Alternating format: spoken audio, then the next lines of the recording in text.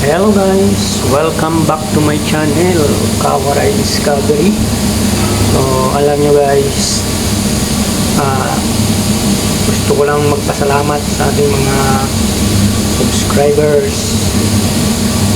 Patuloy yung pagtangkilik sa aking channel. Thank you so much. So hindi lang po guys yung ating content about gaming. So marami po tayong content na gagawin mga kawaray. So gaya nga nito guys, minsan guys, pinapakita ko yung aking trabaho. So kasi ito lang yung option ko guys, sa trabaho, tapos pagka uwi ng trabaho, maglaro. So wala tayong mapunta na maraming So hayaan nyo guys, pag makauwi ko ng Pinas, gagawa tayo ng mga content na maganda. So except sa paglalaro ng ML, gagawa tayo ng ibang mga content. So maraming salamat sa inyo guys sa inyong panonood at pagsuporta. So ngayon guys, panoorin nyo muna itong aking vlog about sa trabaho. So ito guys, mapapanood nyo. So ito talaga yung ginagawa ko daily, buong araw, aking magtatrabaho dito sa Japan. Ayan guys, makita nyo, napakasigit po ng ating area dyan. Totally masigit po talaga yan. Mahirap po kasi yung yan, yung dulo ay pasigit ng pasigit. Tapos siyempre pag-drive ka dyan, yung mga spot, yung mga dust, alikabok, minsan pasok sa ating mata. So yun yung pinakamahirap guys, kaya meron tayong safety goggles na ginagamit, kaso mapasok pa rin yan guys, kasi meron din yung mga butas na goggles natin guys, para magkaroon ng hangin sa loob, kahinga yung ating mata, ilong. So hindi po yan safe.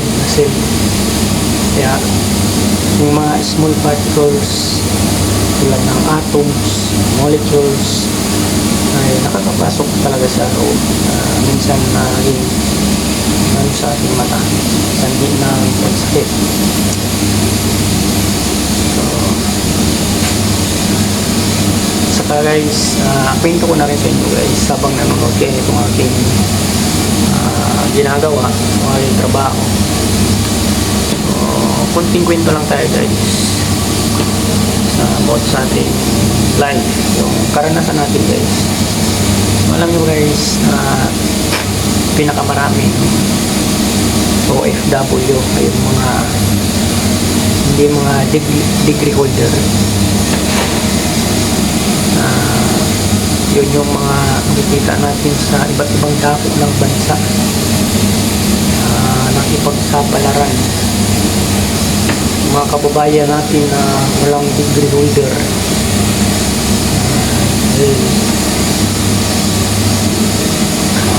sa Pinas, pag wala kang natapos, hindi mataas ang yung level, ay mababa rin yung sahod. So sa ibang bansa kasi guys, mababa ang yung level or mataas, pagdating sa trabaho medyo pantay-pantay kayo, except lang kung boss ka. Pero kung sa isang lang kayo, worker lang kayo, pare-parehas yung yung guys pinikita. So marami na rin akong mga karanasan guys sa trabaho. Bago akong naging OFW, marami na akong pinagdaan na trabaho guys, mula sa aking pagkabata nang sa aking pagtatapos ng high school. Kasi high school graduate lang ako guys, kawaray. Yun lang yung aking natapos. Pero nung trabaho naman ako ng mga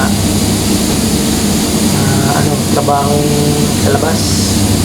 So isa dyan guys yung guardian boy, grocery, gasoline boy, saka nung mga racket guys, pinasukan makapag-abroad guys.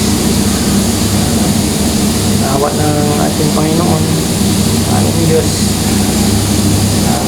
madaling salita, nakapag-decide na mag-abroad, nakuha tayo ng magandang skills. So, pinalad tayo guys. So yan ang ating ngayon, tayong OFW dito sa Japan, worker. So totally guys, yung skilled base builder talaga. So dito kasi guys, kontrang ko, naging tayo dito, builder na may kategory natin, pero trabaho natin dito guys, mag-grind, mag-repair ng mga building guys. So yan guys, bill na, magtrabaho na ulit tayo. Maraming salamat sa inyong panunod guys. Huwag kayong magsawang suportahan yung aking channel.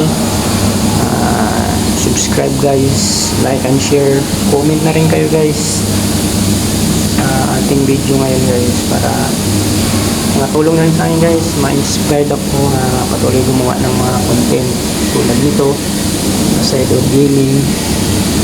So ayan, shoutout sa ating mga subscribers. Salamat sa inyong pagtangkilik sa aking channel. Thank you.